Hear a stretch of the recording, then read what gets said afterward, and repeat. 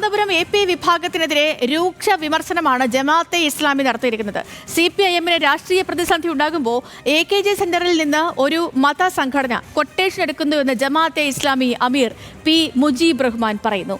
ഈ മതസംഘടന തെരുവുകളിൽ ജമാഅത്തെ ഇസ്ലാമിക്കെതിരെ ക്യാമ്പയിൻ നടത്തുന്നുവെന്നും മുജീബ് റഹ്മാൻ പറയുകയാണ്.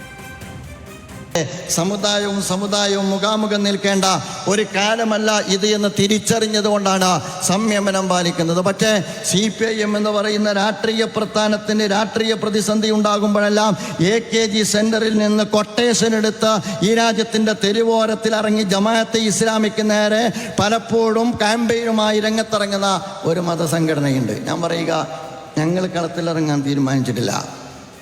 വിവരങ്ങളുമായി അനൽക സേതു ചേരുന്നു. അനൽക, ഒരു വിവാദം തീരുമ്പോൾ മറ്റൊരു വിവാദം അങ്ങനെ നീളുകയാണ്.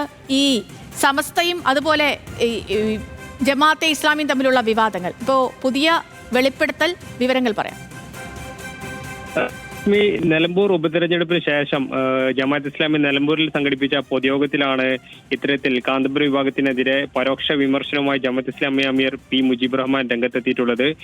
CPM-ന് രാഷ്ട്രീയ പ്രതിസന്ധി ഉണ്ടാകുമ്പോൾ AKG സെന്ററിൽ നിന്ന് കൊട്ടേഷൻ ചില സംഘടനകൾ കൊട്ടേഷൻ എടുക്കും.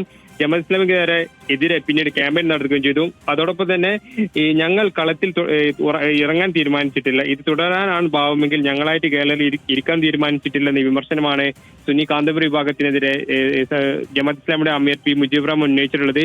നിലമ്പൂർ ഉപതെരഞ്ഞെടുപ്പിന് മുമ്പും ശേഷവും ജമാഅത്ത് ഇസ്ലാമിക്കെതിരെയും വെൽഫെയർ പാർട്ടിക്കെതിരെയും രൂക്ഷ വിമർശനമായി കാന്തപുരം AP വിഭാഗത്തിനെതിരെ ജമാഅത്തെ ഇസ്ലാമി നടത്തിയ വിമർശനവുമായി ബന്ധപ്പെട്ടുള്ള വിവരങ്ങൾ നൽകുകയായിരുന്നു അനൽക സേത്.